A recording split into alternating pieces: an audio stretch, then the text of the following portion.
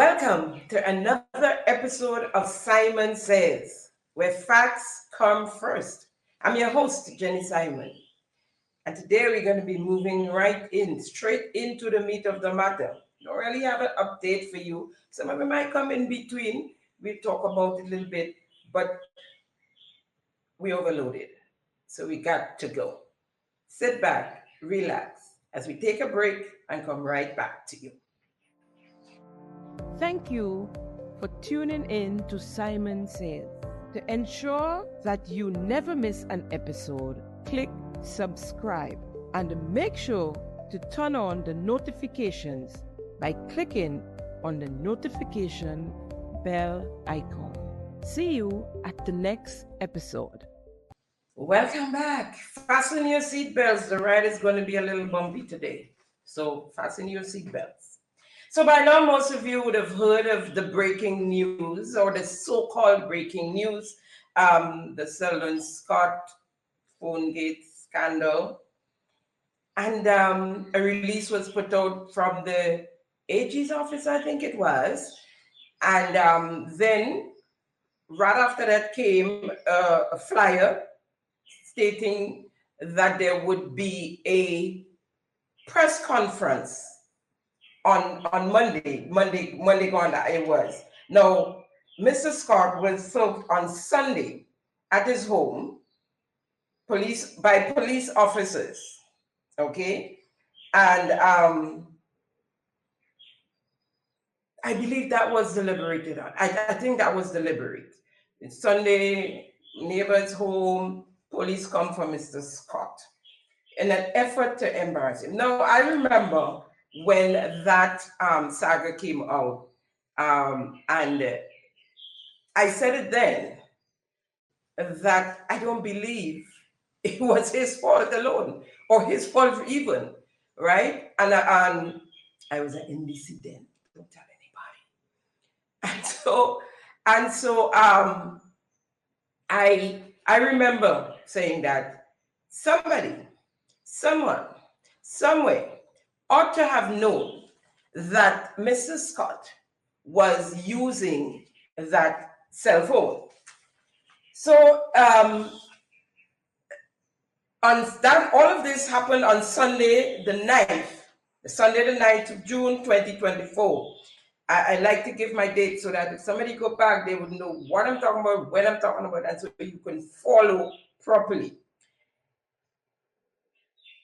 The Attorney General, Claudette Joseph, according to her flyer, said that the press conference will be to discuss important, and I'm quoting here, legal matters. To discuss important. The operative word here is important. The Attorney General came out on Monday, the 10th of June 2024, skipped cabinet meeting.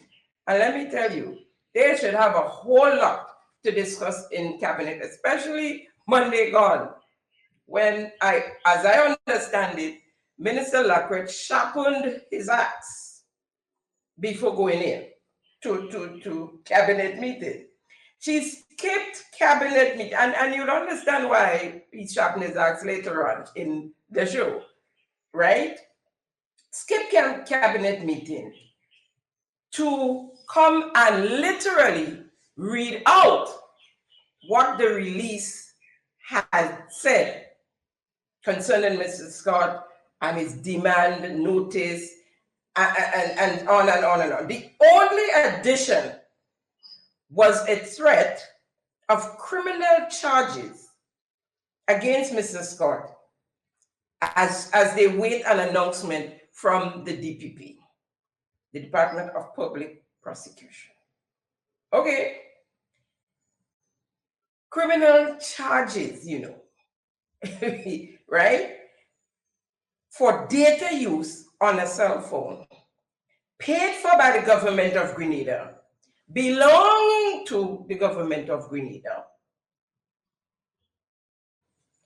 There was a limit. There's a limit on the cell phone because she was asked the question, in the press conference, and she answered to that. Yeah, she kind of tried to stall and beat around, but eventually she answered because the media personnel kind of pressed, and so she eventually answered to say that yes, as far as she knows, there's supposed to be a limit. I'm paraphrasing here, and so and she thinks that it's still in place up to date, right? To date, right?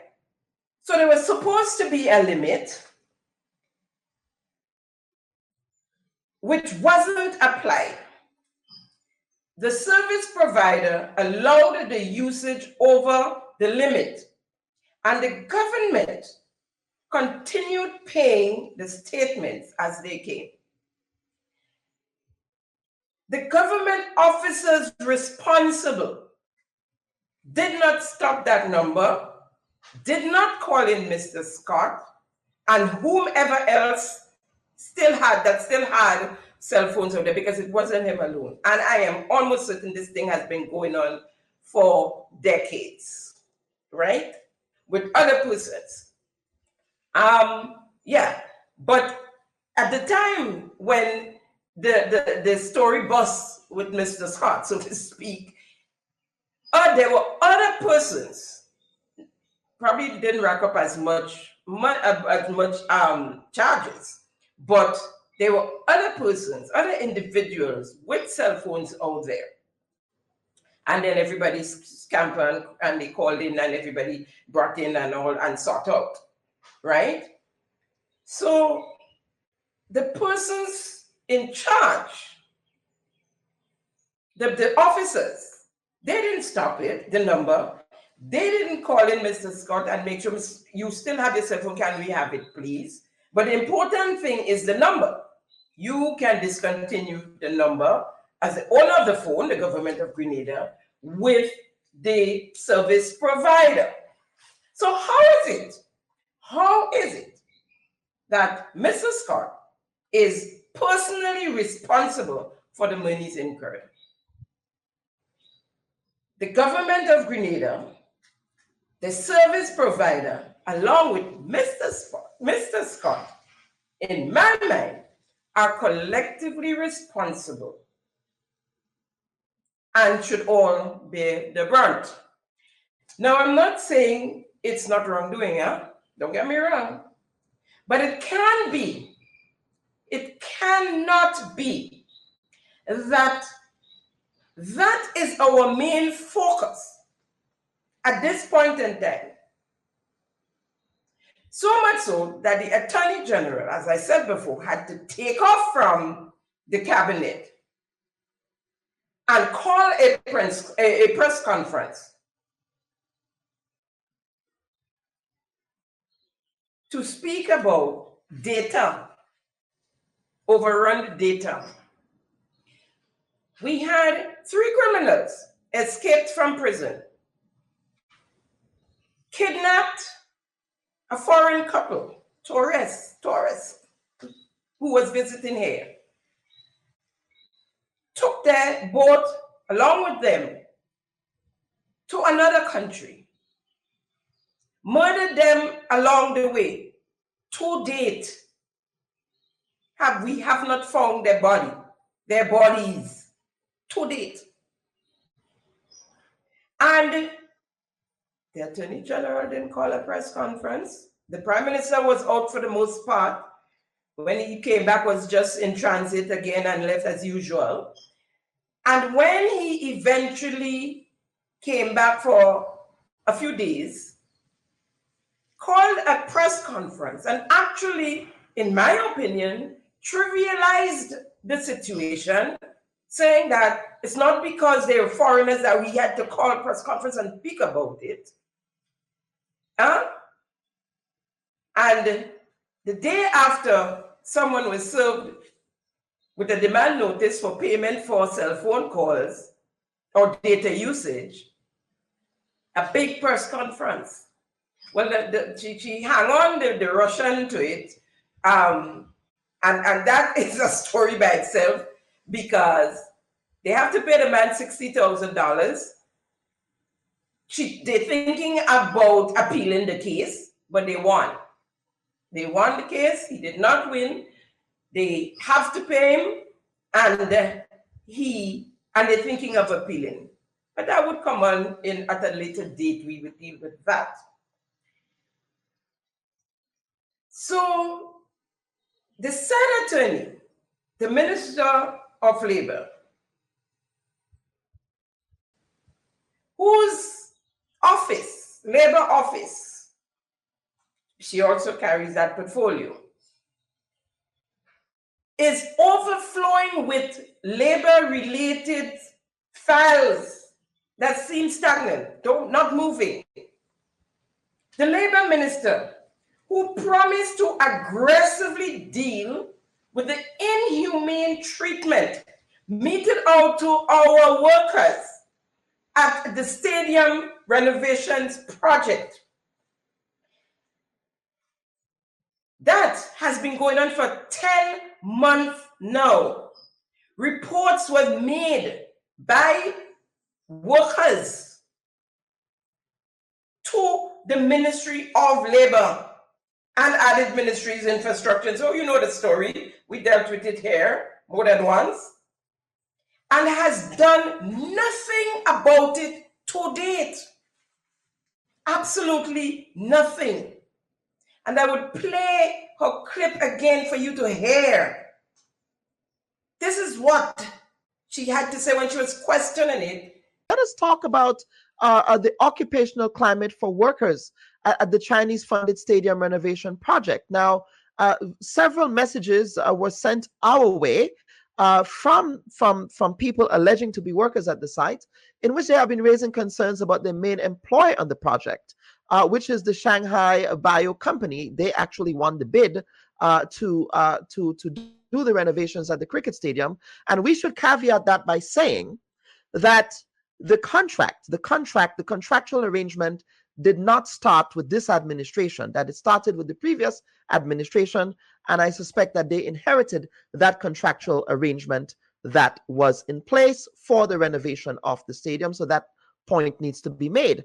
But Minister, the concerns that these workers raise range from a refusal of the company to pay NIS for the employees, concerns around being forced to work for more than 9 hours a day. In fact, I raised that in last week's editorial, that contravenes the labor code of the country. Some of the workers allege discrimination at the hands of the employees, as well as not very clear working terms and conditions. Have you been following that issue in respect of what the Ministry of Labor is doing and the Labor Commissioner's Office is doing to address those concerns?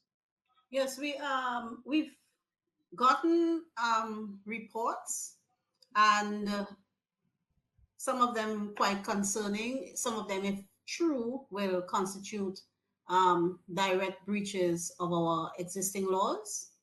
And I must say, we've had instances in the past on other sites, and I think if it is that the company is engaging in these practices, they will be well advised to find out what happened recently when another employer tried similar. We at the Ministry of Labor will not tolerate breaches of our labor laws, especially when those breaches amount to abuse of workers.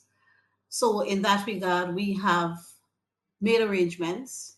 We will be tending to this matter in a hands-on and head-on manner in the coming weeks, including engaging with the company and other related and interested parties, as well as engaging the workers. And we will do so appropriately according to law, so that remedies can be put in place, that we do all in our power to remedy whatever issues are taking place on the site. But we have received the reports and will attend to them most aggressively. So there will be an aggressive approach, and it's not going to be a case where because it's a sort of a gift of renovation from the government of the People's Republic of China, that it will be swept under the rug. And I say this against the backdrop of the them that feeding us rhetoric that was said by the previous Minister of Tourism when the gazebo was built at the Granitang lake there. You remember that? The them that feeding us? At least you did. But I think, you know, Kelon, we don't subscribe to that philosophy at all. And Yes. we look after all our workers. And when I say our workers, all persons working in Grenada, whether they are nationals or not, the laws will apply to them, and we will ensure that whatever issues that are taking place on that site are speedily remedied. Aggressively, she says. Tim, we would like to know which company that is that you all went in on and treated them well. Tell us the name of the company and tell us the sites that had issues like that and you all dealt with it recently. Tell us who these people are, because we don't know of them and we have one festering and you're doing nothing about it. Tim, make up stories. Now, that phone gate saga is another, in my opinion, is another red herring. Remember the cabinet conclusion? It's another red herring. It's a distraction to distract from the embarrassment of the cancellation of the invitational games, that you have our athletes out there speaking out their mind now as to how they felt and the embarrassment it caused them because of the cancellation. And we all know that it is because of the neglect of the government of Grenada in helping and supporting that gate. The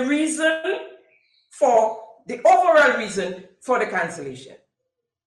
But we talk about that in another episode as well, because that needs its own segment.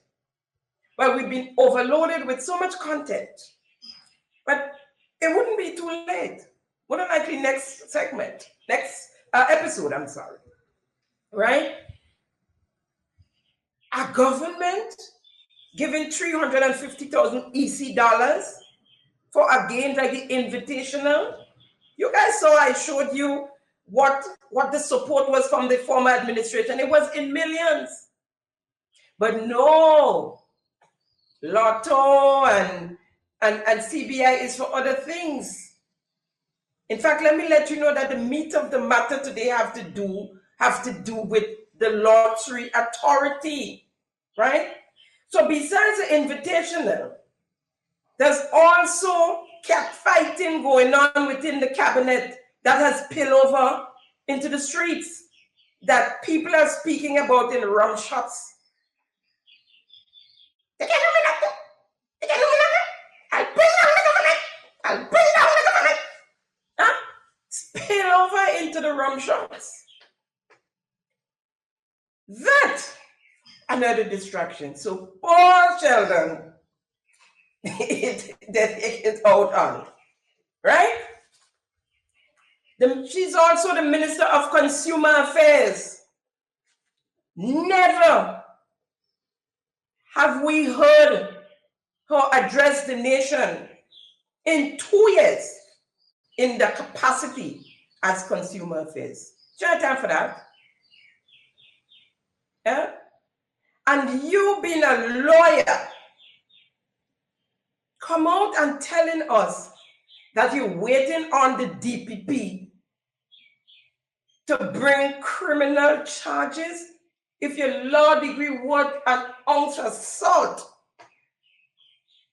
you would know. As I have spoken to many attorneys who said they don't know where criminal charges fit into this.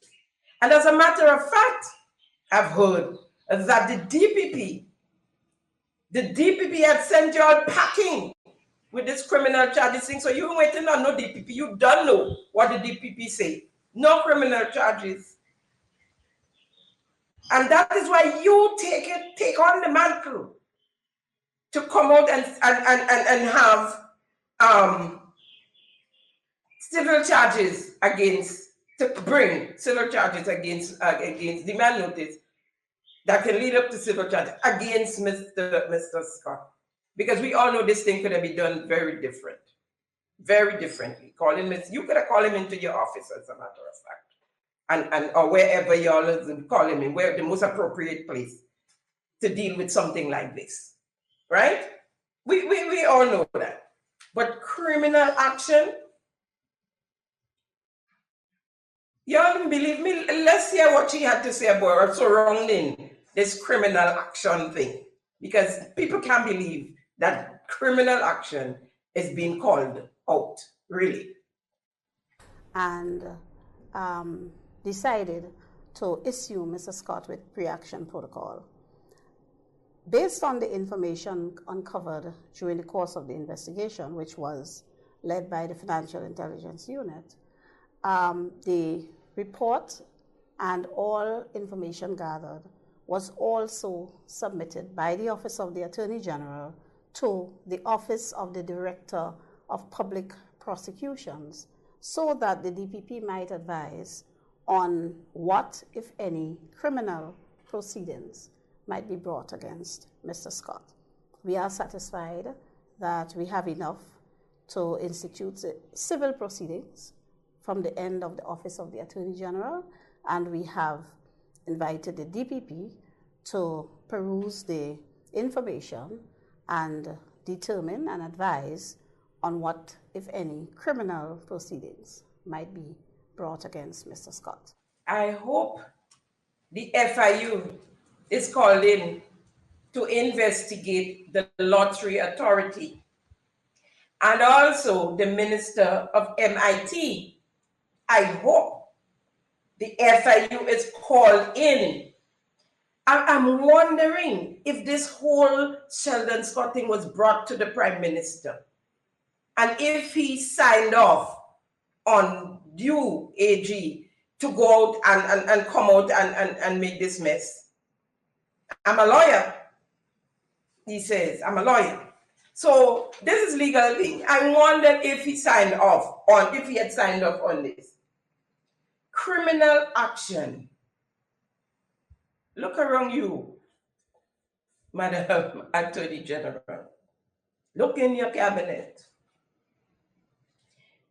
You know what is ironic about the whole situation? There are those sitting in the cabinet, others as lead or others directors of boards, chairman of boards, I should say. What do you call them? Advisors, special envoys. There are those right there in your face that you need to look at, that you need to call in FIU, that you need to talk to the DPP about criminal charges. Data on a cell phone.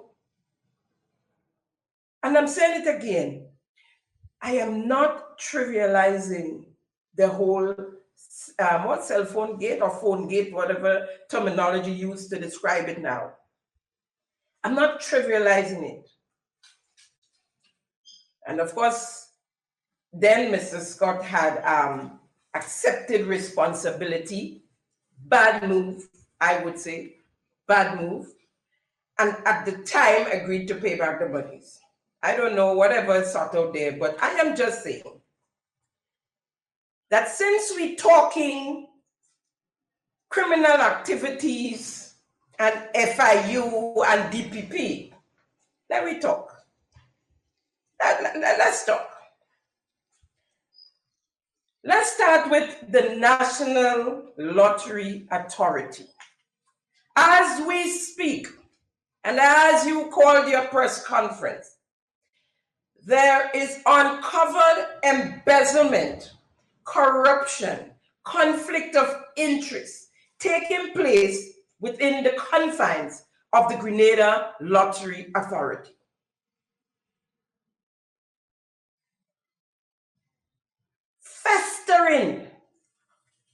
festering. And to add insult to injury, Prime Minister Deacon Mitchell is covering up and protecting his friends and colleagues of the National Lottery who are indeed nation builders, or who is, I should say, because I think we're talking about one person here. Let's start with a familiar clip. You might remember this clip. Remember the Iceman? Well, let me give you a snippet of the Iceman to jolt your memory. It's the Iceman. At this time, normally I'm in bed or going to bed because, as you know, I get up very early and do the things I have to do. But I have to tell you this because it may break, it may not, but the people who need to know are fully aware. There is a situation where the chairman of a board, I'm not going to say which board, the chairman of a board is having sex with one of the employees. It's sex. It's nothing to do with love or romance. It's your sex. And basically taking advantage of the young woman. But the young woman, she needs a job. So it's sex. This is like bad as sex for toilet. Now, along with that, there's been a recent issue in Grenville linked to what is called the recreation ground. But I think its official name is Victoria Park. And inside there, we've come very close to a form of embezzlement that caused great concern.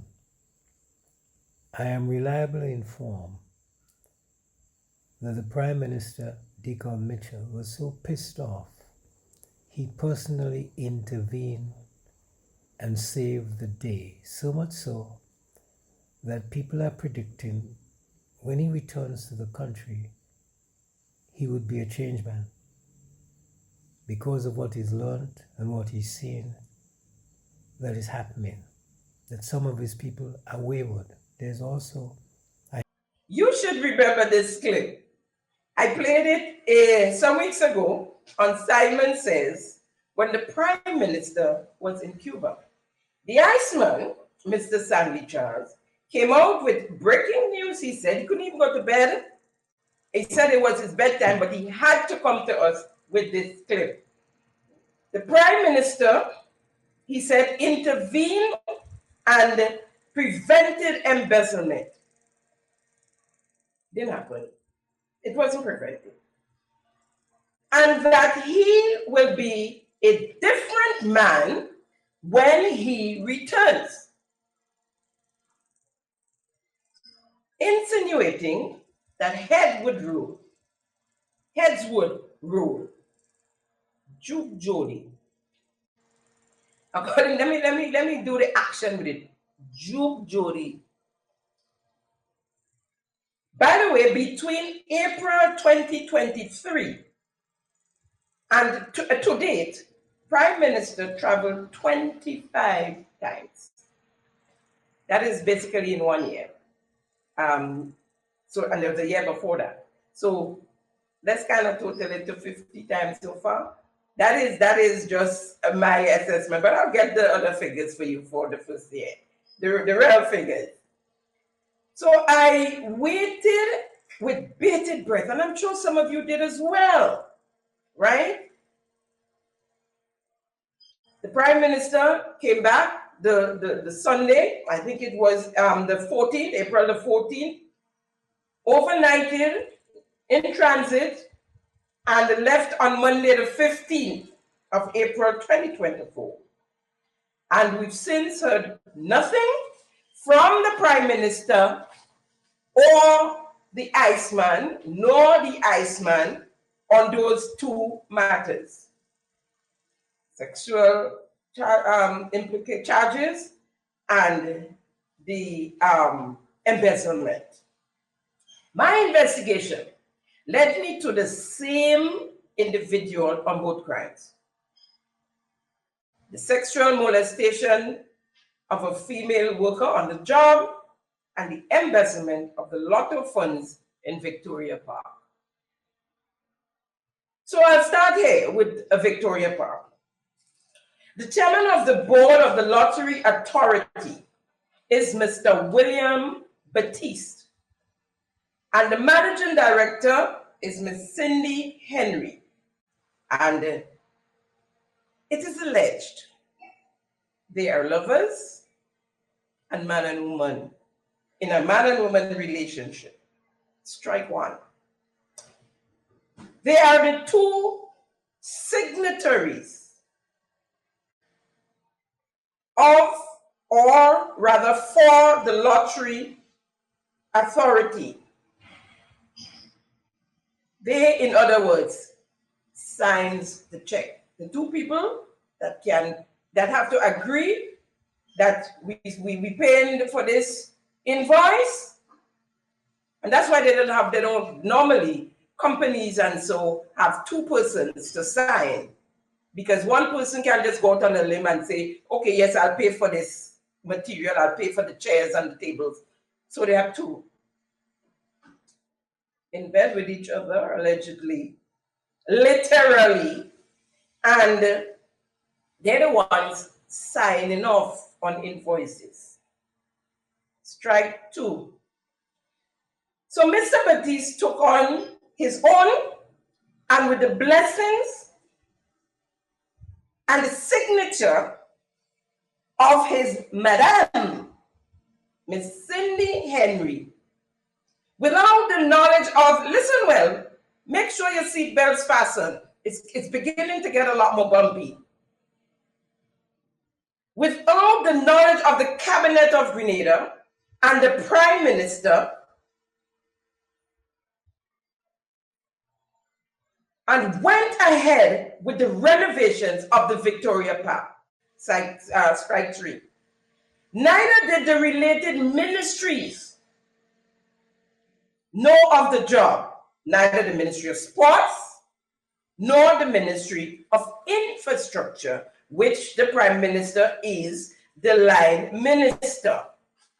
They knew nothing of the job as well. I have never heard of such in no government, even down below the house playing Kukute. We would have done that properly. We would have gone to the line ministry, to the people in charge, even in Kukute. Fantasy Island, same thing. I mean, I've never seen or heard of anything like that. We're speaking of a huge project here, you know. Not a little village thing where we build a step for an individual, a supporter.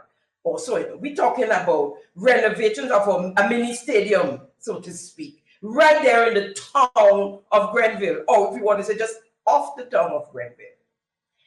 And the advisor to the then Minister of Sports, Ron Redhead, the infamous Ian Django Thomas, live literally right across the street from the Victoria Park.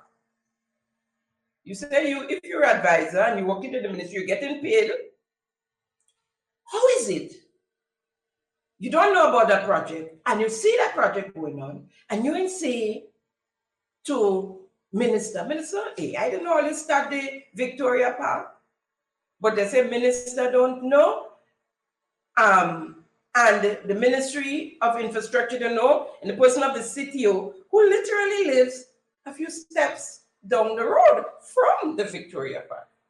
If my memory serves me right, he might be able to stay home and see the Victoria Park as well, right? That's a CTO in infrastructure, eh? Something else is in the matter besides the person with that, but the chairman and the managing director going to take the brunt. Let's continue. Nonetheless, the work started, and mini stadium start. The quotation for the job was $275,000, right? That's a quotation. Check written. Job start. Now, there was an overrun. I bet you're not surprised. There was an overrun, and that's what the Iceman was talking about when he talked about embezzlement that nearly happened if the Prime Minister stepped in and stopped or something like that. I think he said it didn't. It didn't happen that way. Iceman. I know you kind of would like to support them because we can tell that there is a special love in your heart for the former Prime Minister, Dr. Keith Mitchell. Now, the overrun, my friends, cost $295,000. The cost for the project, $275,000. The overrun, $295,000. Wrong, no sense. Now, an overrun, that when you will need extra material, a piece of steel might cost 125 cents, and cents would come up. The overrun, $295 wrong. Or what the flat. I think I wanted to say flat, I didn't, but not a cent less over. Now, for some of you, the overrun means the project finished, the money finished, and the project is finished, so they need more money to finish the project. Simple as that. But that's the term used. Right? Check sign, money available to whom I don't know. I'm not sure. I don't know if it's a contractor, because up to now I cannot find out who the contractor was. We wouldn't believe it. My investigation has not yet get me to who the contractor on the project was. But remember, Mr. Man signing checks, he and his lady there, and Mr. Man in charge of this project, because it's his project. He went on his own and conducted this project. I'll leave that there. What is important to note here is that the managing director, Ms. Cindy Henry, and the chairman of the board of directors, they remained intact. Even after this thing was the story bust, and the Iceman thought the Prime Minister intervened and stopped the embezzlement, and that when he came back from Cuba, heads would roll. The tag team, what do you call them? What was it? The people that got away, or Thelma and anyway. Mr. William Batiste and Miss Cindy Henry remained intact. Now, the last managing director before Miss Henry received a monthly salary of $9,000. Miss Cindy came in and since got a raise of $6,000, bringing her salary to $15,000. I don't know who's responsible. Is it the Minister of Sports? Is it the chairman of the board? Is it the Prime Minister? Miss Cindy is now going home with $15,000. She was a former NDC, a member of the National Executive Council of the NDC, in the person of the recording secretary just a few years ago. Now, any furnishing, any stationery, anything as a matter of fact, the lottery authority needs comes from the chairman, Mr. William, and his company, CSS, Catwill Stationery Services. Now, some of you might remember and know of Catwill Stationery Services in the town of Grenville, St. Andrew, that had closed its doors to the public many years ago. I bought from Catwill's already. They had a good thing. They used to deliver at the time when they just opened, and so it was very accommodative. And so, you know, you'd order and they would just drop off for you. Now, since Mr. William became chairman of the authority and came down to town, well, he didn't have to come down to be chairman, but he came down to town with CSS. Catwill Stationery Services came with him and opened its doors back up on Scott Street, just a few steps away from the Lottery Authority on the corner. Just go down the little alley there, bam, because it's where Catwill's is the building right opposite the alley there. And you just go down the alley and you're on the carnage and you swing around and you buy the lotto. You make a quick left and you buy the Lottery Authority. That's where he's at. That's where CSS is. And so, of course, because he was also a director on the Gravel and Concrete Board. And as soon as he took up those positions, chairman of the Lottery Authority and the director, one of the directors on Gravel and Concrete, both entities received invoices from his company for furniture, new furniture, both. So that is in itself is enough to open back the doors, you know, down payment, ting. Hey. Mr. Baptiste is at the lotto office every day, I'm told. We don't know why. It could be for several reasons, you know, but never happened before that a chairman of an authority or any board, chairman of any board visits or is at the institution every day. Question: is it true that there is a new skill center to be opened on Scott Street, right around somewhere where CSS is and whatever else is going on back there? Because Mr. William Baptiste, chairman of the board, used monies from the Lottery Authority, over $200,000, for furniture to furnish this new skill training center. I've never heard of it before. In my investigation, that was the first I've heard of it. I am going to dig further to find out if in fact there's a skills training center coming, what it's about, is it a government program? You'll all get the answers to those questions once I got them myself. Now, Mr. William Baptiste do not have a furniture store. That's clear. But he can source. And you know, I wonder if CSS have any other clients but the Lottery Authority at the moment.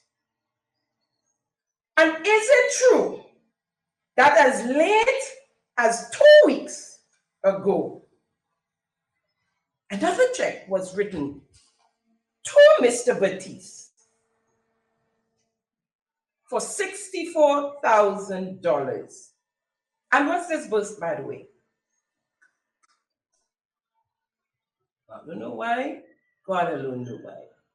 But that it is alleged that there is a trend there that checks was written to, if you want to say Mr. Baptiste or his company, but one and the same, from the Lottery Authority on occasions. The chairman of the board, Mr. William Baptiste, and his woman friend, the managing director, Miss Cindy Henry,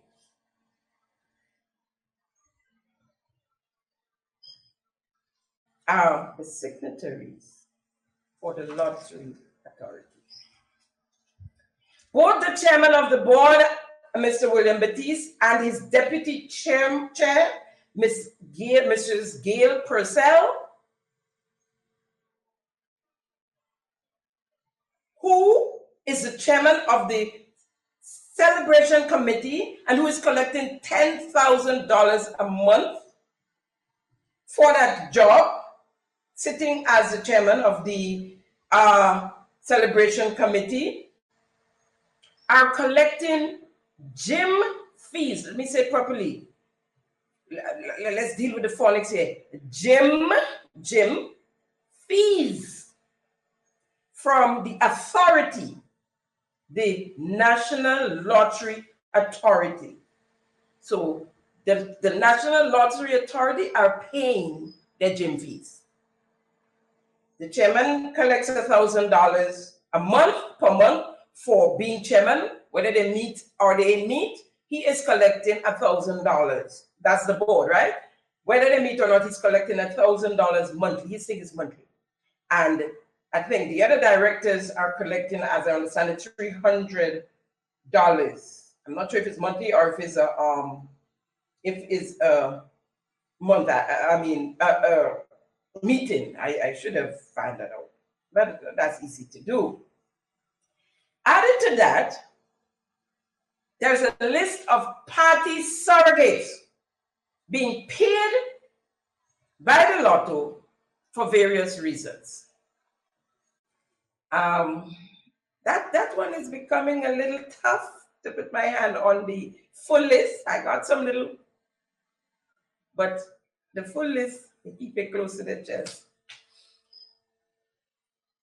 There's a part-time marketing manager and best buddy of the manager, the managing director, and she's collecting $5,000 monthly. Imagine going home with $5,000 for a part-time job. And you have a full-time job, which probably is paying you, and I'm sure more than that, right? I mean, you can't ask for better. You really can't ask for better. And the full-time in one of the largest private firms on island. Now, is it true the talk show host of Ride Along is picking up a $2,000 check monthly from the Lottery Authority? And that's enough. And allegedly, this one is allegedly, another sum from the Tourism Authority, which is fastly, in my mind, in my view, is fastly becoming the Lottery Authority. We have to pay attention to that one. Stay tuned. Now, in my mind, Mr. William Batiste and his girlfriend should have been fired and removed from the authority, if not for signing off on checks for furniture for himself. Okay, say let that slide and say, okay, yeah, you get the furniture, but don't do that again, huh? But for the job in the Victoria Park, that man should have been fired. And the managing director, because she had to sign off on the checks as well, especially the $295,000 check. And they're still there.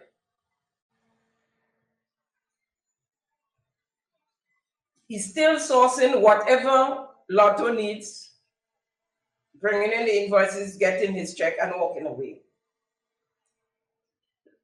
Then after the Victoria saga, the Victoria Park saga, and the overruns, right? And all the little whispers out there, the new Minister of Sports, as the saying goes, that's a joke between me and my daughter. He is cock up. He is cock up.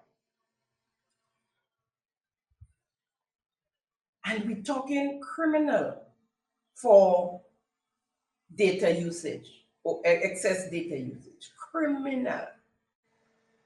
And we have all these criminal acts happening within. We want to go to the government because Lotto is a subsidiary. And no criminal charges, nothing going on the DPP desk, nothing yet. So amidst all the whispering and the rumors and so, the new minister of sports, Minister Jonathan Leopard, made a pit stop on the carronage at the office of the National Lottery Authority. And what he saw when the files was opened up to him, he came out there and in his deliberate judgment, which the Authority Act gives him as the minister responsible, gives him the authority, he wrote a dismissal letter to the chairman, Mr. William Batiste. Of course, Mr. Batiste took the letter to the Prime Minister. It's you that bring me here, not you, Mr. Leopard. Who are you? I'm a member of Nation Builders. I used to be in the meetings every Sunday. Of course, the letter was taken to the Prime Minister, and the Prime Minister had Minister Leopard rescind the letter. And again, rescind, just take back and cancel. That's it. That's what it means. Take back and cancel the letter of termination, citing he would do his own investigation.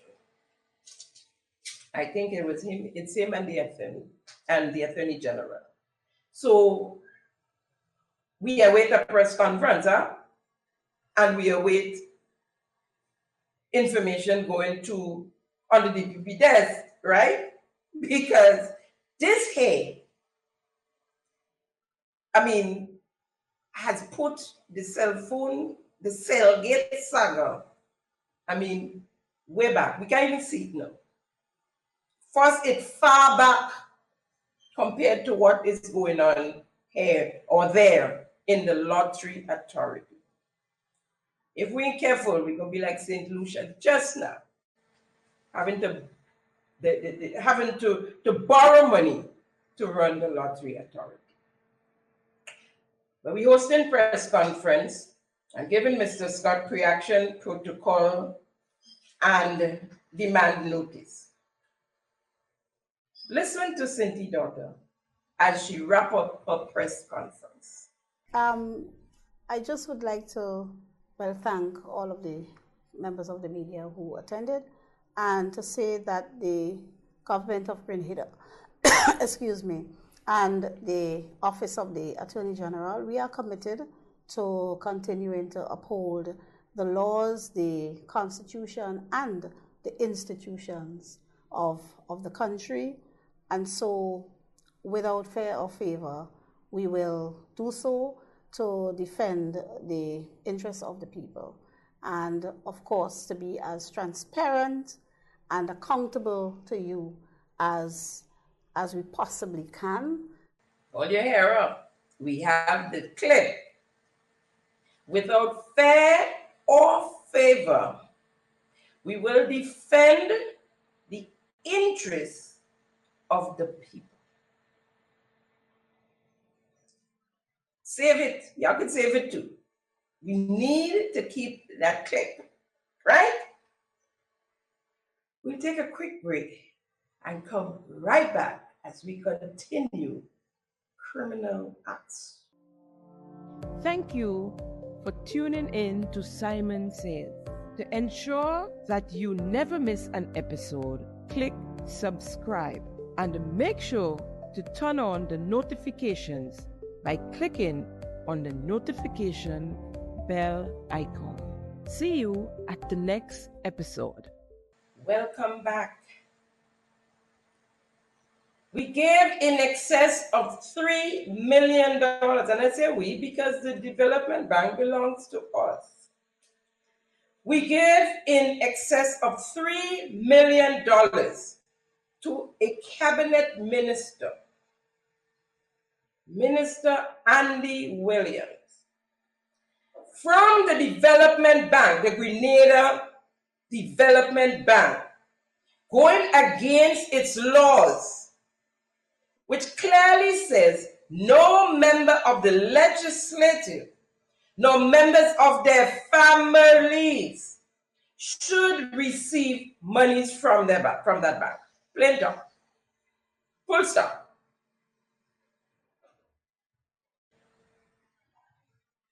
What makes it worse, the monies given to the minister was mainly to pay off amounts owing to suppliers for bounce checks written to them by the individual and I would say the minister, because bounce checks was written even after he became minister, which in fact is a crime in the laws of Grenada. Now, what Simon says, and we have to back up his story. So if you look on the screen, you would see copies of three of the bounce checks. I think two for $25,000. Yes, two for $25,000 and one for $11,132.70. That one has sense. That one ain't wrong as the overrun. It has sense. Three. Okay? It's up on the screen. You can check it out. I have a clip to concrete this whole thing, this evidence. I have a clip to play to you. And I hope the Minister of the AG, the Attorney General, if she didn't see it, somebody send it to her so that the whole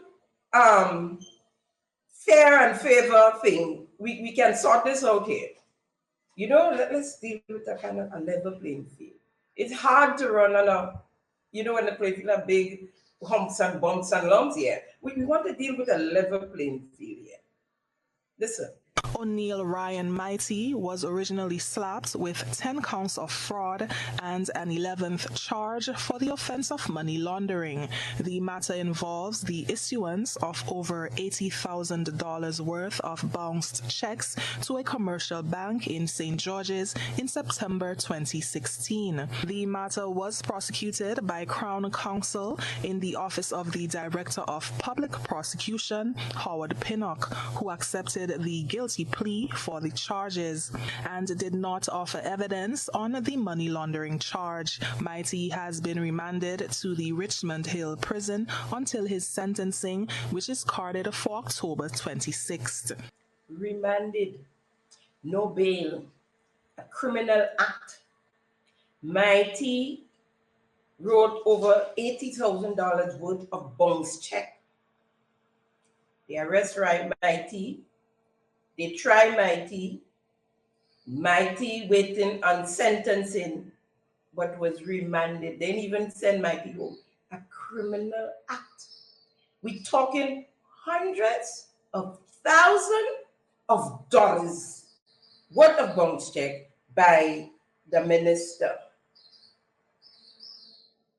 The checks, the copies of the checks I have here were all written in 2024.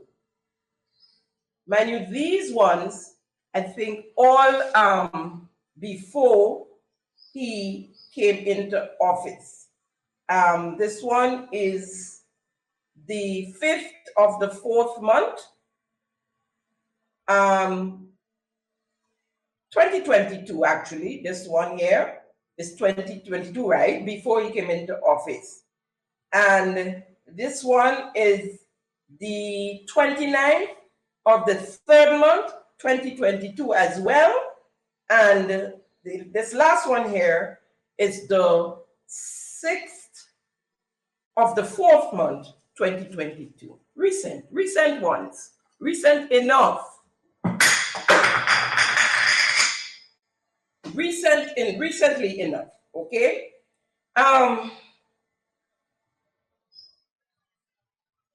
Even after he became minister, his name, his company name, and separately his name was up on list.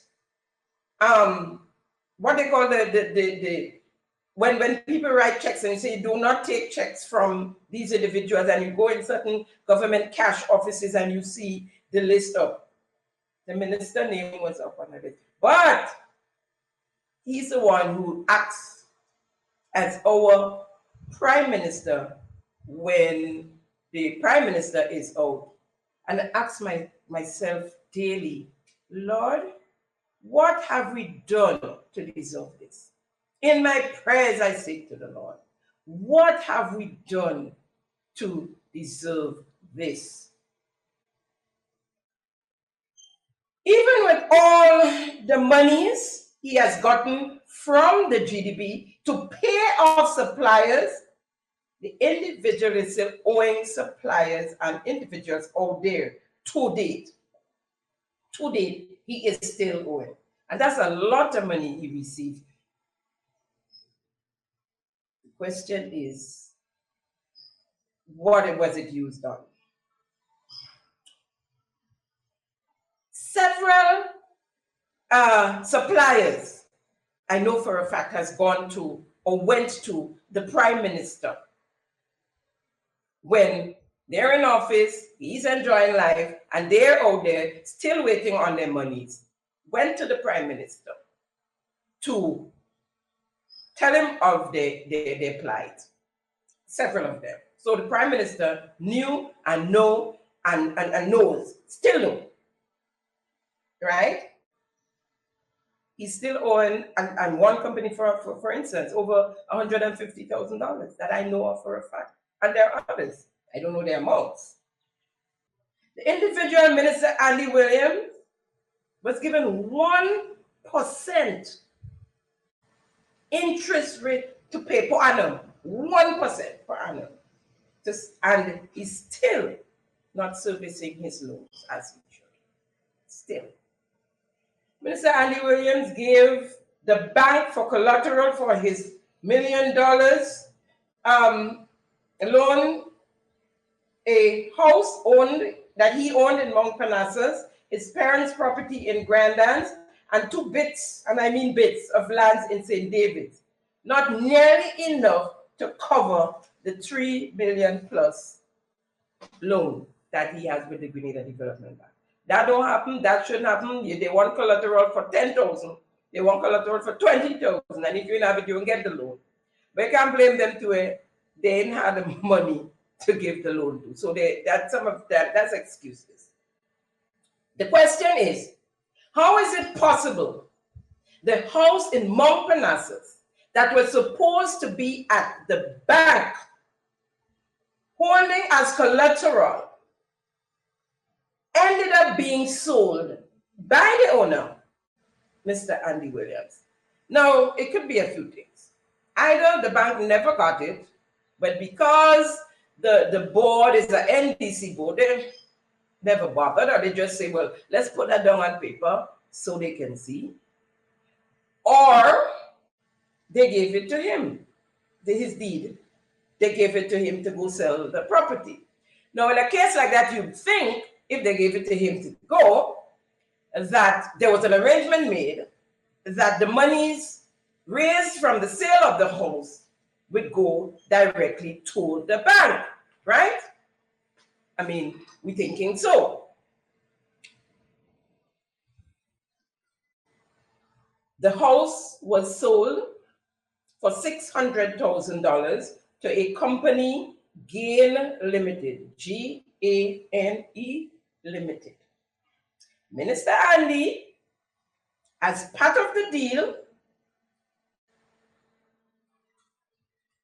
let me ask him, Minister Andy, as part of the deal with one of the partners of Gain Limited, did you get a shake hand of an extra $100,000 in exchange for a government contract? Fasten up, all you, fasten up.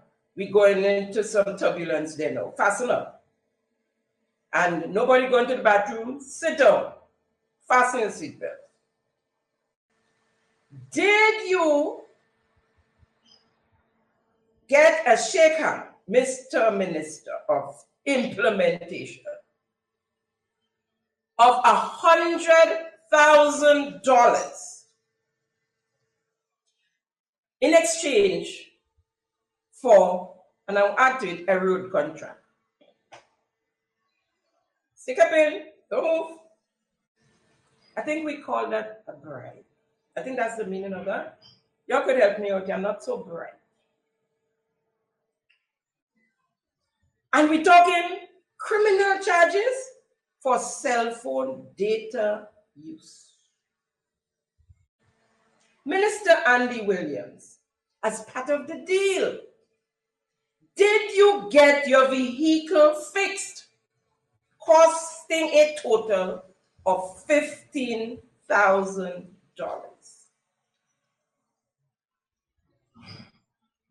Asking for me, just for me, nobody else. I don't think all interested in knowing that, right? That's just for me. Madam AG, I await the answers to those questions. The people, what she said, the people was asking for update on this saying on the cell phone gate thing, and they need to know. So the people need answers to those questions. And therefore, I await the investigation by the FIU and the answers in a press conference, and hope to hear that the findings are on the desk of the DPP waiting to press criminal charges. And then I have more. I have, I think, just two more, maybe three questions for the minister concerning this saga here. But I'll hold it back for your investigation to come back with the answers for the first question. And then I would blow Grenada out of the water. Please don't take too long with the investigation. Please don't take too long, because I will come with it before if you're taking too long, or if you never came at all. I don't expect you to come, but this individual was also under investigation when he became Minister of Government by the Customs of Grenada for the removal of containers from the port unlawfully. We all know he had a business, the hotspot business. I remember a particular businessman on the carronage, mad like hell, and drawing attention to say the removal of containers. And he called out the name of the business and where the containers were going and all of that. Where is he these days? The business on the carronage closed down? Zit, because we support the government in office. So it don't matter anymore. It don't matter anymore. And so that investigation, of course, was swept. I sound like a particular senator. I'm going to behave. was swept under the rug since he came into office. Mind you, this is the minister that is dubbed the best minister. They say, give him his flowers now. Some even calling for him to be prime minister. The true meaning of the saying, in blind eye country, one-eye man is king. What, in my opinion, in my judgment, Minister Andy Williams is a great actor. I'll give him, however, an award for Best Supporting Actor.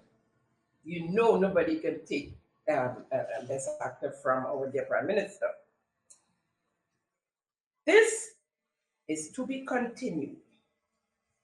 Stay tuned. Folks, when they say a leopard cannot change its spots, that's no joke. When a dog sucking egg, he's sucking egg. Contractors are fed up with the deals they have made to get jobs where ministers of government show up, in some cases weekly, for cuts. Allegedly so. Monies in exchange for contracts awarded. Is that where we are today? Mafia style? Now the state is paying the prime minister's rent of $20,500 monthly. That is $246,000 a year. And we want to penalize a young man for excess data usage. That, in my mind, is criminal. Who is paying back the government of Grenada the allegedly 30 or 40,000 USD spent in Dubai by a cabinet minister and her family? She took on a government-related trip with her. Or, let me just leave it. Who is paying Spice Island Beach Resort for the retreat and the after-retreat life? More so the after-retreat life. I mean, if they choose Spice Island, they want to be bougie, that's okay. But governments and cabinets and parties do go on retreat. So, you know, but the after-retreat life, the question is, who held the retreat anyways? Because the release said the retreat was for the cabinet members and their advisors. And that one time cleared Mr. Orlando Romain and Ms. Andrea St. Bernard, because you could see them in there. But Ron Redhead, who was actually in the retreat, and of course prominent in the afterlife, he was there. Miss Tessa Sincere was there. Larry Barry was there. And he's the general secretary of the NDC party.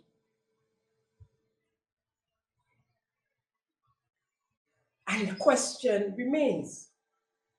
Now, why do members, as I'm on Mr. Larry Barry as general secretary, the question is, why do members of the NDC party executive attend the cabinet meetings of the government?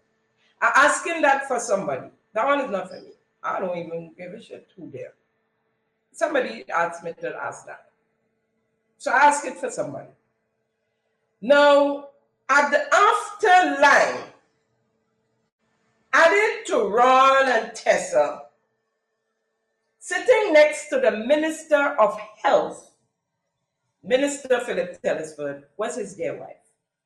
So again, I ask the question, who was the retreat held for and who paid for the afterline in particular? If you look there, you see a photo. They're having a good time. And the caption read what? Family, we are in this together. Indeed, it's a family affair. The Minister of Climate Change, Karen James, her sister and her boyfriend is being paid by the government of Grenada, works for the government of Grenada. Joseph Handel, well, his brother, although not seen, is somewhere in the back. This is a gentleman that the NNP, after uncovering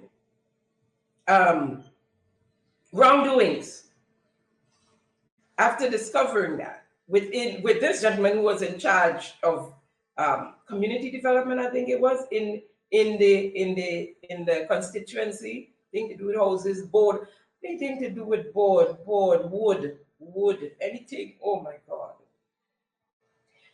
He was removed by the NNP, but I hear he come through a back door somewhere and working along with his brother in that constituency. The NDC made a big fuss about it, huh? I was there. I made a fuss too. Philip Telesford, his wife is at the Tourism Authority. David Andrew, his wife is up at the Bachelet Juvenile Center. Prime Minister Mitchell, his sister is in with him in the Ministry of Infrastructure. Minister of MIT, he made his PS go and brought in his first cousin as his permanent secretary now. Number 10, Delma, a son just got a huge contract with the government, together with the daughter of Minister Lennox Andrew. Ron had his mother and his sister. Tevin gave his girlfriend scholarship. Moving along. But we take a quick break and come right back. Thank you for tuning in to Simon Says. To ensure that you never miss an episode, click subscribe and make sure to turn on the notifications by clicking on the notification bell icon.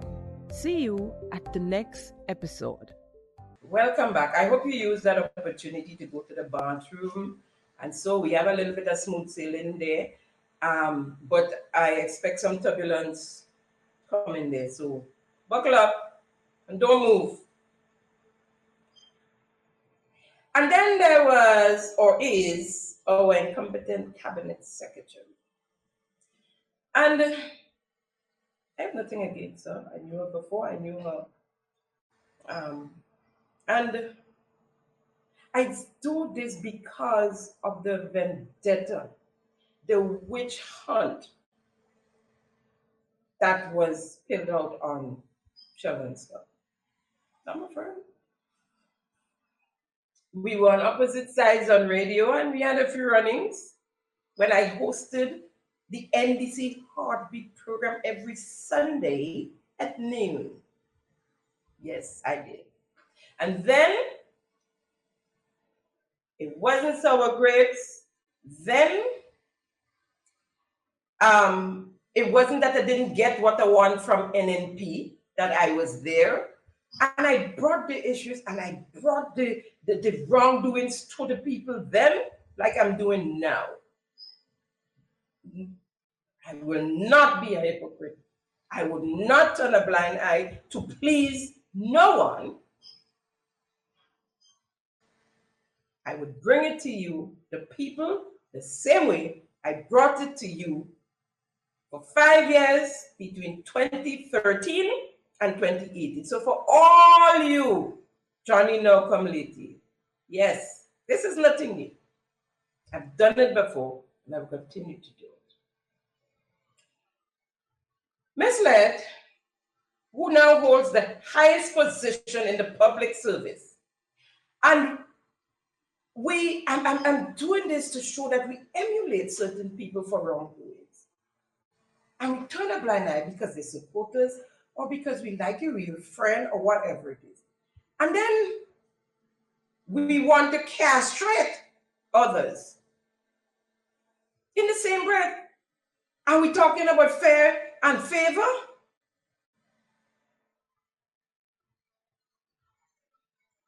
What misled was, also I was telling you all that she holds the highest position in the public service. She's the cabinet secretary.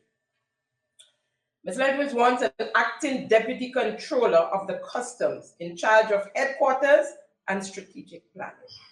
Had nothing to do with the port. Her responsibility took her inside. There were other acting deputies who had responsibility for that area.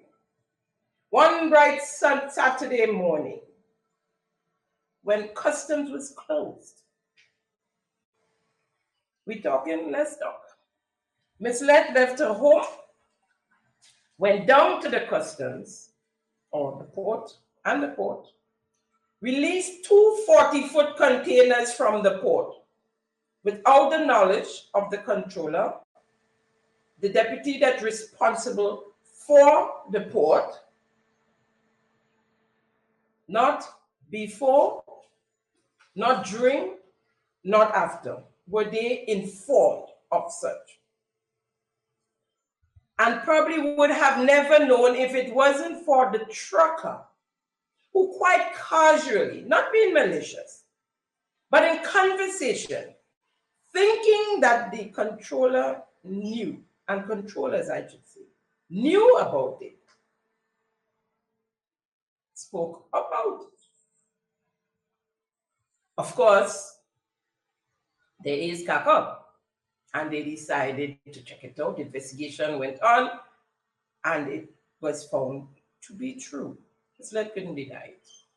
Okay? Now, there were rumors before that that was going on, not with only her, but others. And so her excuse was that the containers had perishable goods in there, which was a lie. And in fact, the containers before shipped to Grenada was sitting in Florida for 8 weeks. If it had anything perishable in there, well, he should not have even left Florida. So after several rumors of her releasing containers of the of the port for for kickbacks, she was finally caught red-handed in that situation with the 240-foot containers and was transferred to the ministerial complex for something she should have been fired for, but leeway and people feel sorry for others, removing them from their bread, winning their bread for the families or whatever. She was transferred. And today, even after he was being warned, the Prime Minister, because there were articles. Once the rumor came out that she was going to be made press secretary, there were articles, there were all sorts of posts, all sorts of things. And I was told allegedly that he was told about it, the Prime Minister. But she still was appointed the highest position in the public service. So, what does everybody deserve another chance? That went out the door when for Mr. Mr. Sheldon Scott, when in truth and in fact he had the phone when he was working for the government of Grenada. We say government is a continuum. And like how Ms. Philip, Minister has said, government is a continuum. I love to hear this. Nice, sweet. I say when you dig in hole, Madam AG, dig more than one. All your leaking information. Mr. Sheldon Scott's letter that was served to him was in social media before he was served. The entire thing, the exact thing as it is, was in social media. Ken Jones was proud to attach his name to it. So, what good for the goose, good for the gander. You have the workers, the public workers, scampering, scared, because every Monday morning they have a new confidentiality clause to sign, threatening their jobs.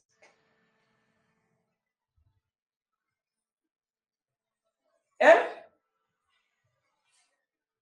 We are going to wrap up here now with our Is It True section. It's been a while since we had a separate Is It True section. Is it true the National Lottery Authority took a loan from the Grenada Development Bank to purchase a building on Melville Street, St. George's, opposite the bus terminal around there, for $11 million? And is it true the former line minister, Minister Ron Redhead, did not agree to the purchase and did not sign off on the transaction? Is it true the process still went ahead? Is it true the building has tenants, some 5 or so tenants, 5 or 6 or so tenants, who has been paying rent? They have receipts to show, but the monies collected is yet to reach the office of the Lottery Authority. Just asking. It's true or not, just tell us it's not true. Is it true, on investigating, the line minister, Minister Jonathan Leclerc, Minister of Sports, discovered the monies are channeled to a law firm up north? Is it true that the Lottery Authority is paying back for the loan from pocket, so to speak, and not from rent monies collected?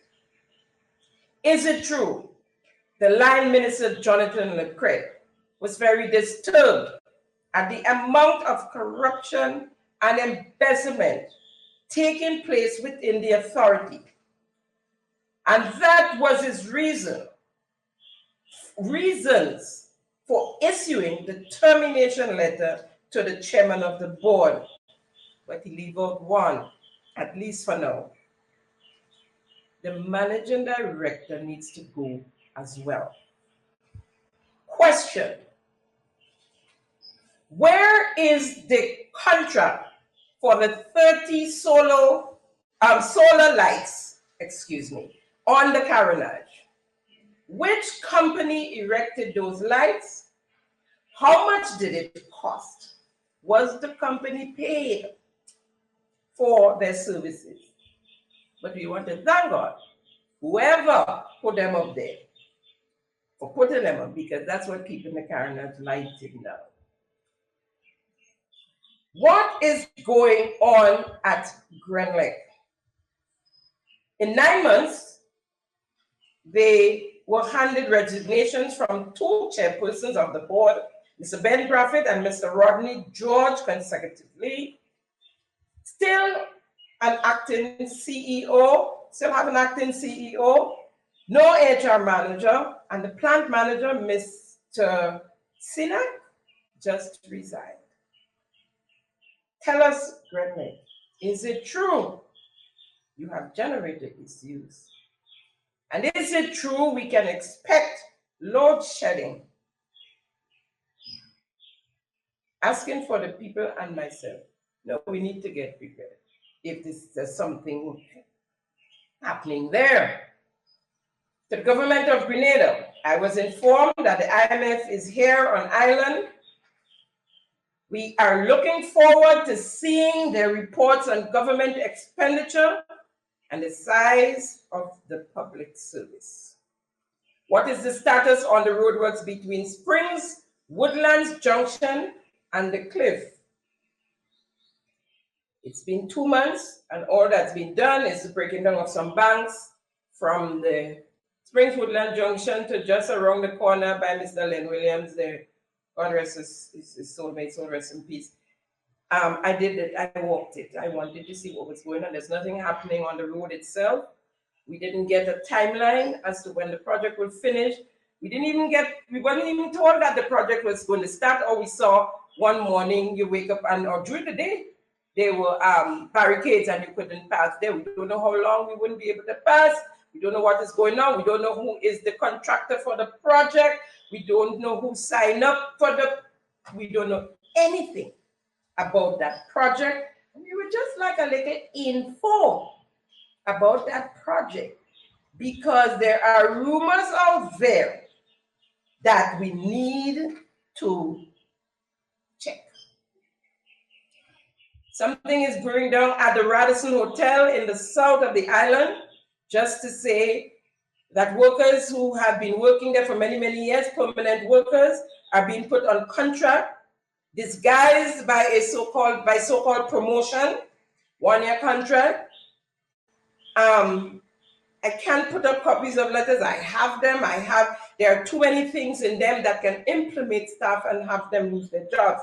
So I cannot show you and share with you the actual letters, but the letters were signed by Mr. Kennedy Primus, the general manager, and copied to Mr. Daniel Nicholas, managing director, and Mr. Michael Robertson, human resource manager. What I know is that the general manager is a close acquaintance of the Prime Minister, Deacon Mitchell. Where is he left the UK and come down for the birthday? And a law firm in the south of the island represents that entity. Now that's homework for you guys. When you find out which law firm represents that entity, that resort, please let me know so that we can tie this up. The rest we would continue, and so we would continue this in another topic. It was a heavy day. It was a heavy day. We almost lost our life. The turbulence, the plane nearly came down. So let me lighten up a bit now that we has landed safely. I leave you with this clip. Of course, everyone know I contested the seat in St. Mark. I did not lost. I did not lose. No, I didn't lose.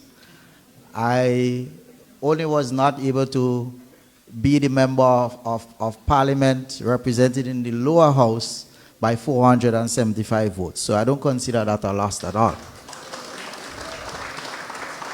And they clapped. Well, since you did not lose, Mr. Alvin W. did not lose. He only lost by 12 votes, so I don't consider that he lost. Ms. Kendra Maturin-Strode did not lose. She only lost by 149 votes, so she did not lose. Ms. Gloria Thomas did not lose. She only lost to number 10 by 131 votes, so she did not lose. Ms. Yolande Bain did not lose. She only lost by 425 votes, so she did not lose. Pamela Moses did not lose. She lost by 121 votes, so she did not lose. I wouldn't say that a loss at all. Victor Philip did not lose. He just lost by 268 votes. And might I remind you that the NDC won with 31,430 votes, and the NNP lost with 28,959 votes, a difference of 2,471 votes. They did not lose. And 1,672 votes out of that 2,471 votes came from one constituency, the Honorable Deacon Mitchell, won by 1,672 votes. So that comes out of that 2,471 votes. Be guided accordingly. Folks, that's a wrap on today's episode of Simon Says. It's a pleasure always conversing with you, keeping them honest. Thank you for joining us at Simon Says, where facts come first. See you next week, same time, same place, as we continue to bring to you the current affairs of Grenada, Carriacou, and Pili Martinique. Bye. Thank you for tuning in to Simon Says. To ensure that you never miss an episode, click subscribe and make sure to turn on the notifications by clicking on the notification bell icon. See you at the next episode.